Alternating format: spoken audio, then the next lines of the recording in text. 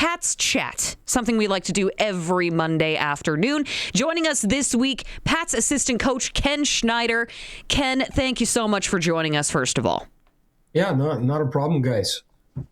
Tight turnaround for you, Ken. Couple of games this past weekend. You got another one in front of you tomorrow. Pats have won 7 of their last 9, including that massive win over Saskatoon Saturday.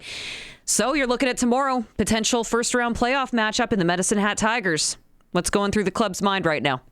Yeah, we've we got lots going on. We've had some guys get banged up here over the past weekend, and so we're trying to sort of work our way through that and see what our lineup might look like tomorrow night. To be honest with you, really haven't put a lot of thought into a series against Medicine Hat at this point. We're still driving towards making the playoffs, and I think that's really our focus. Obviously, Medicine Hat's in front of us tomorrow night.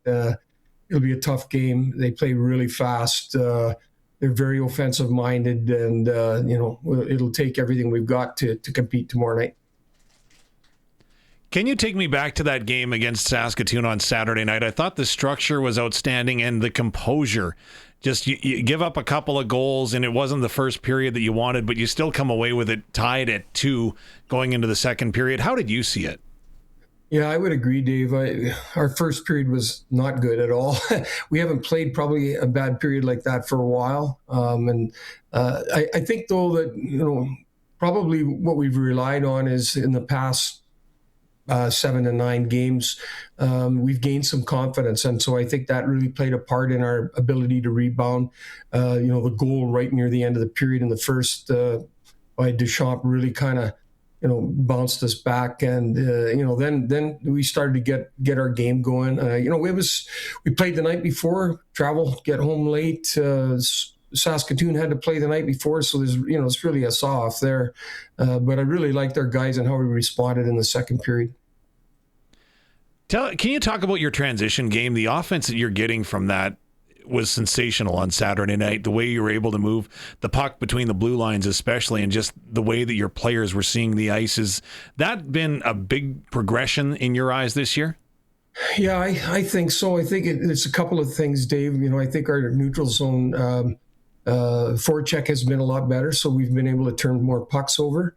And, I think our back end, we've got some guys that can really carry pucks up ice for us and transition us to the opponent's end of the rink in McNutt, Peranich, the likes of those guys. So Reese Hamilton, they make a big difference in our ability to get going the other direction. And so I think that's really helped us a lot.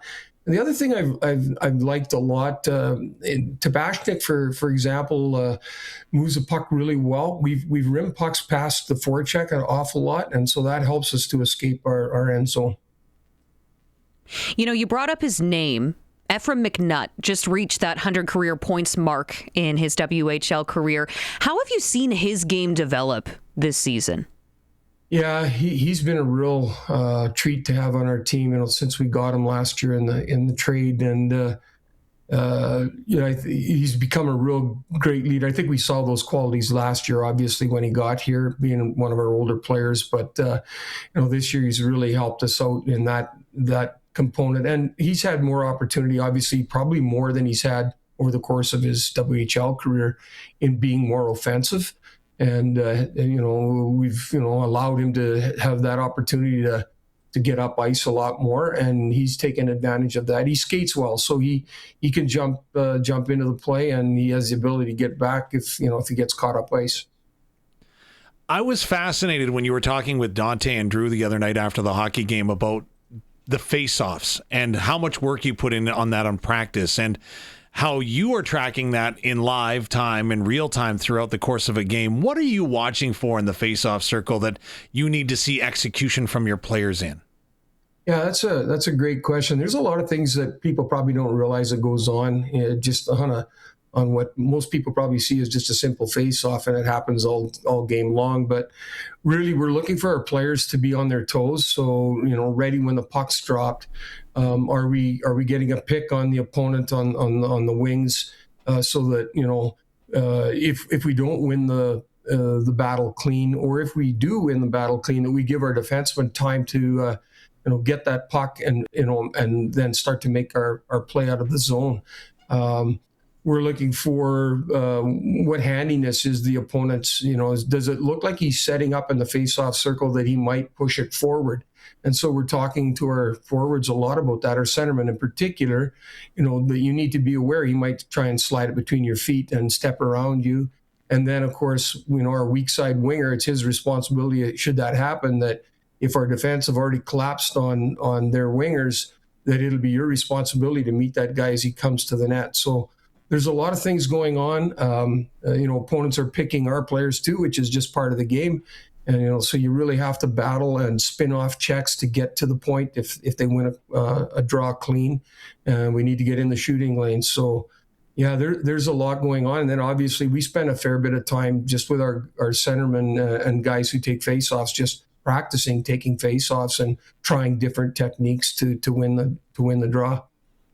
Not a lot of games in the Western Hockey League with under 3 minutes to go in your own end. You're going to send a 15-year-old out to take a draw. Maddox Schultz performs well. I know there were some people in where we were sitting were in awe that, wow, Maddox is getting that much opportunity. And obviously it's well-deserved. It was bad puck luck that he gets hit by that shot coming from the point. But is there any update on him? And what does that say about what you've seen in his ability to take those critical draws late in games? Yeah, well, I'll start first with his health. He's fine.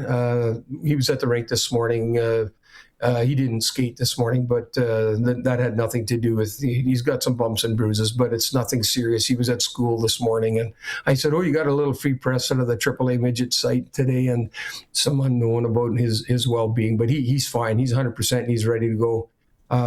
As far as what he's doing for us, and being put in a position like that to play late in the game and to take an important face-off. He's proven over the course of this last probably month or so, he and Liam have spent more time with us, and I think that's probably really helped them, and it certainly helped us in that they get to practice with us pretty much every day, and they learn a lot more about our systems because they're not going to do the same things with the Patsies as they're doing with us, and it's a lot on those young guys. And I give them a lot of credit. They're both great kids that really want to learn. They want to get better. They're both very competitive. Maddox is. I think there's different styles of players, and I don't say one's better than the other. It's just a different style. Maddox tends to. He does play below the puck. He does defend pretty well, and. To be quite honest with you, he's one of the best face-off men we have. I've tracked it. I track it, like you said, live every day for every game. So I know exactly who's winning draws and who isn't, game by game, shift by shift. How much communication is there with that live look at the face-offs, like with you and Brad and whomever, if you and Ryan are even communicating as well? How much is there? Yeah, there's a fair bit. I'll walk over to Brad or Smitty, even though he's running defense. No, the other night it was head coaching. But yeah, just to give them an update as to, I think you should put, just so you know, Brown right now is 3 for 4. Any face off on the right side, he's probably the guy you should be putting out there, or he's certainly one of them. And they all have stretches. I played center a lot, and we all have stretches where things aren't going right.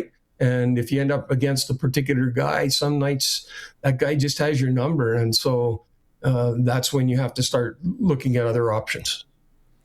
So for people like me that were watching the game and listening to Dante call it on Friday night, I know that when the buzzer was sounding, there was different emotions that went through my head. You're a coach, and I guess I should say that we should keep this media friendly, but what was going through your mind when you saw your goaltender leave the crease? Yeah, I wasn't actually in Brandon that night. I was sick with the flu, so I was back here in Regina. I was like you, listening to Dante, who was pretty excited about the whole affair. You know what? I played in this league back in the early 80s, the Wickenheiser era. And so that wasn't an uncommon thing, to be quite honest with you. But I said to Brad and to Smitty the other day, I said, I think it's a bit of a rage. We've seen a couple fights in the NHL. And lo and behold, we've seen a bit more of it here in the Western League, with the goalies. So I don't know. It adds a little excitement for the fans, and it unfortunately cost us a little money. And at the end of the day, Brad had to sit a game out, but it certainly wasn't something that we had planned. Since we're on the topic, though, why don't you talk a little bit about the goaltending situation with the Regina Pats right now? Of course, Pats assistant coach Ken Schneider with us. You have Marek Schlankner, you have Tabashinuk. You guys have a pretty nice dual threat going on there for you. Yeah, we do. It's kind of developed obviously over the course of the season. We had a bit of a different start to our year. We had Kelton Pine here, and who had been here for a couple of years already, and Kelton had some real rough luck with a couple of broken fingers, one on either hand, unfortunately, and which, as a goalie, now you've got a broken finger on a blocker and a glove side. So we were in a position where we had to bring somebody in, and guys went out and found Schlenker, and Marek's been just great for us. And Tabby, of course, he's a local kid. He's really starting to develop. I've quite liked him. I think he's done a great job. He's got a bit of pedigree. He's won at the highest level in AAA in Canada. And if I recall in that game, watching that game, he was outstanding against Quebec. So he's played in some pressure situations. He's super competitive. And, I think the big key, too, is that they're real good friends. They both have really good work ethic. They don't come to the rink to, don't sit around and stretch and just hang around with the boys. They get themselves prepared to play, and they work really hard in practice. So I think they push each other, but at the same time, there's a lot of mutual respect. Tomorrow night, Medicine Hat Tigers. We media people like to say it's a statement game. It's an opportunity. How do you keep that out of the locker room and just focus on what needs to happen? Yeah, I think for us tomorrow night it'll be more about, making sure that we're really competitive. We'll need to really care about the puck and not turning the puck over. We know we're probably going to play in our own end a fair bit. That's the reality of a team that we're playing. I quoted a game the other night that they played Calgary, and Calgary hardly touched the puck, to be quite honest with you. So, we're going to play a real fast team. We need to play their stick on the ice. We need to be in the right places. And, they will risk. And when they risk, that's when we need to take advantage and turn the puck over and get up ice quickly. Pats assistant coach Ken Schneider joining us for Pats Chat. Thank you so much for taking the time to do this, Ken, and we'll see you at the rink tomorrow night. Yeah, Tegan, Dave, it's been great. Enjoy myself. Take care.